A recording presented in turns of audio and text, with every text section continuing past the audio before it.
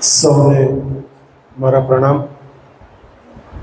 મર્યાદા પુરુષોત્તમ ભગવાન શ્રી રામના ચરણોમાં વંદન. આજના વિશ્વ આદિવાસી દિવસ નિમિત્તે રાખેલ કાર્યક્રમમાં ઉપસ્થિત પરમ આદરણીય અને પરમ સ્નેહી એવા આદરણીય બિપિનભાઈ ચૌધરીજી, મારા વાઇસ પ્રિન્સિપલ ડૉક્ટર હિતેશભાઈ, મારા તમામ અધ્યાપક મિત્રો, જે આદિવાસી અને ST/SC સેલની અંદર તમામ અધ્યાપકોની આખી સમિતિ, તમામ વાલા દીકરા દીકરીઓ, આજનો કાર્યક્રમ સવિશેષ છે. દરેક પર્વની ઉજવણી આપણે અલગ અલગ રીતે કરતા હોઈએ છીએ અને ભારત દેશ, મેં અગાઉ પણ કહ્યું તે પ્રમાણે, એ તહેવારોનો દેશ છે. માણસ જરાક પણ આમ તેમ થાય એટલે નજીક નજીક નજીક નજીક કોઈક ને કોઈક તહેવાર, કોઈક ને કોઈક ઉત્સવ આવી જતો હોય છે. હું કંઈ પણ બોલવાની શરૂઆત કરું તે પહેલા રિયા જાદવ માટે એકવાર જોરદાર તાળી થઈ જાય. એમણે જે પ્રેયર કરી, પ્રાર્થનામાં જે તાકાત છે, પ્રાર્થનામાં જે શક્તિ છે, આપણને મંત્રમુગ્ધ કરી દે છે. અને આવી દીકરીઓને ભગવાનના સીધા આશીષ પ્રાપ્ત થતા હશે. કારણ કે તમે જ્યારે ગાઓ છો ત્યારે બીજા માટે ગાઓ છો, પ્રભુની પ્રાર્થના કરો છો, એટલે એની સુંદરતા ઓર વધી જાય છે. મિત્રો, આજે વિશ્વ આદિવાસી દિવસનો જે વિષય આપવામાં આવ્યો છે તેનો ન્યાય તો આદરણીય બિપિનભાઈ આપશે જ, પણ મારે એક અલગ રીતે વાત કરવી છે. પહેલાં એક ઉત્સવોની વાત કરી દઉં અને પછી મારે બે વાત આપ સમક્ષ મૂકવી છે. ભારત દેશની અંદર કેમ કરીને ખબર નહીં, પણ અલગ અલગ અલગ અલગ માણસને ઉત્સાહથી ભરપૂર રાખે છે.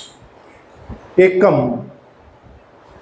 ભાઈબીજ, અખાત્રીજ, ગણપતિ ચોથ, લાભ પાંચમ, રાંધણ છઠ, શીતળા સાતમ, ગોકુળ આઠમ, રામ નવમી, દશેરો, અગિયારસ, વાઘ બારસ, ધનતેરસ, કાળી ચૌદસ, દિવાળી, બેસતું વરસ, નાળિયેરી પૂનમ, નાતાલ, આજે વિશ્વ આદિવાસી દિવસ. એમ પરંપરા જો ગણાવતા જઈએ ને, હોળીથી માંડીને કઈ કેટલાય તહેવારો, રોજ નવરાત્રિથી માંડીને શું નહીં મૂકી શકીએ આપણે.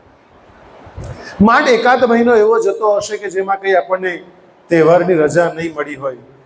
આપણે આ વખતે જુલાઈમાં એક પણ રજા નહોતી, એટલે ભગવાને આપણને 6, 7, 8 રજા આપી દીધી. ગયા શુક્ર શનિ રવિ, ગયા આગલા શુક્ર શનિ રવિ અને એની આગળના શુક્ર શનિ, રજાઓ જ રજાઓ આવી. હું આશા અને અપેક્ષા એવી રાખું છું વલ્લી દીકરીઓ અને વલ્લા દીકરાઓ પ્રત્યે કે 24 કલાકમાંથી એ લોકોએ 15, 16 કલાક વાંચ્યું હશે. કેમ હશે? એટલે તમે વધારે કલાક વાંચ્યું છે મિત્રો? નવરાત્રિમાં નાચવા જઈએ એની કરતાં વાંચીએ તો મને દ્રષ્ટિએ જીવન તમે કરિયર અલબત્ત બનાવી શકશો. આજે બહુ લોકકથા છે બિપિનભાઈ, આદિવાસી છે કે કેમ કોઈ મને પુરાવા પ્રાપ્ત થયા નથી, પણ ભગવાન બિરસા મુંડાથી માંડીને કંઈ કેટલાયનો મેં સ્ટડી કાલે કર્યો કે આદિવાસીઓનું જીવન માં ધરતીને સમર્પિત છે, પ્રકૃતિને સમર્પિત છે. જે પાણી માટે, જમીન માટે અને સમગ્ર પ્રકૃતિ, જંગલોનું સંવર્ધન કરવાનું કામ આદિવાસીઓ આજે પણ કરે છે. અને આપણે સૌ ગર્વ લઈ શકીએ એવી જાતિ જ્ઞાતિઓ વિશે કે જે લોકો વર્ષોથી ભારત દેશના રક્ષણ માટે પોતાનું બલિદાન આપતા આવ્યા છે. મિત્રો, બે એવી હસ્તીઓ તમારી સમક્ષ મૂકવી છે. એકનું નામ છે રત્નાકર, જેને ડાકુ રત્નાકર કહેવામાં આવતો હતો. અને એનું કામ જ જંગલમાં રહેવાનું, લૂંટ ચલાવવાનું, લોકોને લૂંટવાનું, મારવાનું અને કદાચ મારી નાખવાનું કામ હતું. અને એક દિવસ, કારણ કે એક વિચાર તમારા જીવનની દિશા અને દશા બદલવા માટે કાફી છે. આ રત્નાકરના જીવનમાં એક વ્યક્તિ આવે છે, વર્ષોથી તે લૂંટ ફાટ કરતો, લોકોને મારતો ને મારી પણ નાખતો વ્યક્તિ નારદનો ભેટો થઈ જાય છે. નારદને બાંધી દે છે અને કહે છે કે લૂંટ નારદ પાસે તો હોય શું, રામ નામ સિવાય. છતાંય નારદ એક પ્રશ્ન કરે છે રત્નાકર ડાકુને કે ભાઈ તું જરા મારી પાસે જે કંઈ લૂંટવું હોય તે લૂંટી તો લે, મારી પાસે છે કશું નહીં, પણ તારા ઘરે જઈને જરા પૂછી આવું કે તું જે આ લૂંટ ચલાવે છે એના ભાગીદાર, તારા પાપના ભાગીદાર તારા ઘર પરિવારના સદસ્યો છે ખરા? એટલે ઘરે જઈને પૂછવા જાય છે. પૂછીને એના ફાધરને પહેલા પૂછે છે, પિતાશ્રીને પૂછે. પિતાશ્રી કે નલાયક, અમને થોડી ખબર કે તું આવા ધંધા કરીને અમનું ભરણ પોષણ કરે, તારે ભરણ પોષણ કરવું તારી અલ્ટિમેટલી જવાબદારી છે. પિતા ખીજવાય છે, માતા ખીજવાય છે, પત્ની પાસે આશાની અપેક્ષા હતી, પત્ની પણ ખીજવાય છે.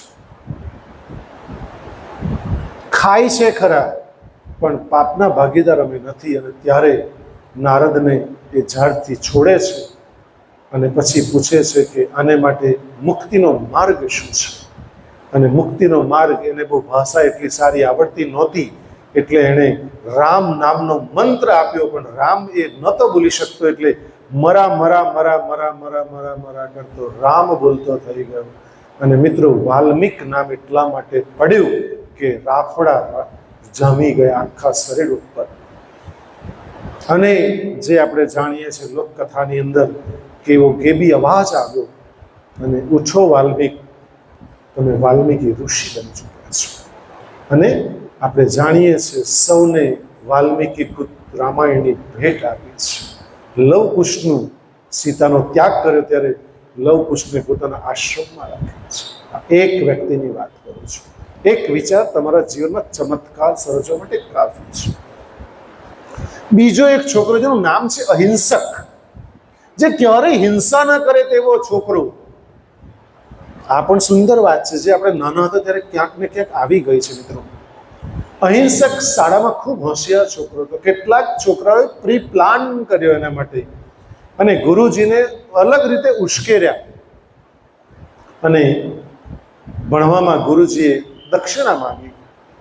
જેમ એકલવ્ય નિષાદ જ્ઞાતિમાંથી આવતો છોકરો, જેણે ગુરુ દ્રોણને પુતળાથી એણે ગુરુ માન્યા, એ આપણે જાણીએ છીએ. અહિંસક પાસે ગુરુએ દક્ષિણા માંગી. દક્ષિણા કહ્યું કે મને 1000 આંગળીઓ જોઈએ છે, મારી દક્ષિણા આ છે. અને ત્યારથી એ સ્કૂલમાંથી નીકળીને એ અંગુલી માલ બની જાય છે. જે આવે તેને મારી નાખી અને આંગળીની માળા બનાવે. છેલ્લે એક વિચાર, ફરી વાત કરું છું, એક વિચાર તમારા જીવનમાં ચમત્કાર સર્જવા માટે પૂર્ણપણે કાફી છે. 999 લોકોને માર્યા છે આ વ્યક્તિએ. જંગલની ટેકરી ઉપર રહેતો વ્યક્તિ રોજ આશાના અપેક્ષા રાખે. બિંબિસાર રાજ્યનો રાજા, એને રસ્તો ક્લોઝ કરી દીધો. અહીંથી કોઈ જસોનીની માં પણ છેલ્લે આવતા તો ડરતી હતી, કારણ કે 999,000ની પ્રતિજ્ઞા પૂરી કરવાની હતી. અને મિત્રો, છેલ્લે બુદ્ધ આવે છે. બધા જ શિષ્યો ના પાડે છે કે ગુરુવર આ રસ્તો બંધ છે, રોડ ક્લોઝ લખ્યું છે, આપણે ન જવાય. છતાં પણ બુદ્ધે કહ્યું કે તો જવાય જ, એને મારી જરૂર છે. જેમાં બુદ્ધને આવતા જુએ છે ને અહિંસક, એટલે હવે તો અંગુલી માલ નામ પડ્યું છે, તરત જ એને કહે છે કે સાધુડા રોકાઈ જા, મરવા આવી રહ્યો છે. ત્યારે બુદ્ધ હસતા હસતા એવું કહે છે કે મારું તો ચાલવાનું કે દિવસનું અટકી ગયું છે, તું ચાલતો બંધ થઈ જા. અંગુલીમાલને આ વાક્યમાં સમજ ન પડી એટલે એને આવવા દીધા અને પૂછ્યું કે પહેલા તો વાક્ય મને સમજાવ સાધુ. ત્યારે બુદ્ધ એને કહે છે કે મારું તો 50 વર્ષથી ચાલવાનું બંધ છે, તું તારા વિચારો દ્વારા ચાલી રહ્યો છે. એક કામ કર, આ દાઢી કાપી આપ. દાઢી કાપીને લઈ આવે છે. તરત જ કહે છે કે એને જોડી આવો.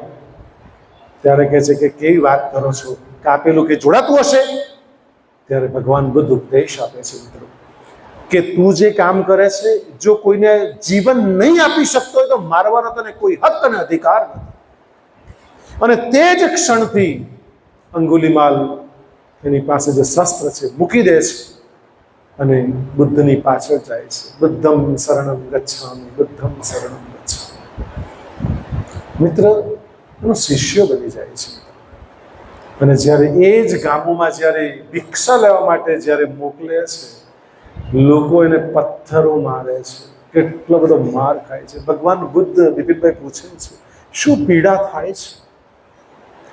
ત્યારે જે અહિંસક, જે અંગુલીમાલ જવાબ આપે છે મિત્રો, હૃદય સ્પર્શી જવાબ આપે છે કે પીડા તો શરીરને થાય છે, મન તો આપનામાં છે, મને ક્યાં પીડા થશે? મિત્રો, એક વિચાર, આ ગારડા કોલેજ તમારા વિચારો બદલવાની પ્રક્રિયા દ્વારા બિપિનભાઈ જેવા કે અમુક વક્તાઓને જે લઈને આવે છે ને, તમારા વિચારોમાં પરિવર્તન કેવી રીતે લાવી શકે છે, આખી મનોવૈજ્ઞાનિક પ્રક્રિયા ઉપર ચાલતી આ ગારડા કોલેજ, સંસ્કારના પૈંડા ઉપર ચાલતી ગારડા કોલેજ આપના જીવનમાં 4 ચાંદ લગાવશે. જો તમે બેસીને માત્ર સાંભળી રહ્યા છો તો હું માનું છું કે તમારા જીવનમાં પરિવર્તન આવવાની શક્યતા 1001% છે. મીરાના ગુરુ પણ સંત રવિદાસજી હતા કાશીમાં, એ ચમારનું કામ કરતા હતા. મિત્રો, કહેવાનો ભાવાર્થ એ છે કે આવા કંઈ કેટલાય આદિવાસી મિત્રોએ લોકોના જીવનમાં પરિવર્તન લાવ્યા છે. તો આજના વિશ્વ આદિવાસી દિવસ નિમિત્તે પધારેલ આદરણીય બિપિનભાઈનું સ્વાગત કરતા, આદરણીય નૈતિકભાઈનું સ્વાગત કરતા ગારડા કોલેજ પરિવાર વતી ખરેખર આનંદ અને ગર્વની લાગણી અનુભવું છું. મારી ચર્ચાને માત્ર અલ્પ વિરામ આપું છું. ફરી પાછા મળીશું. ધન્યવાદ. જય હિન્દ, જય ભારત, જય જય.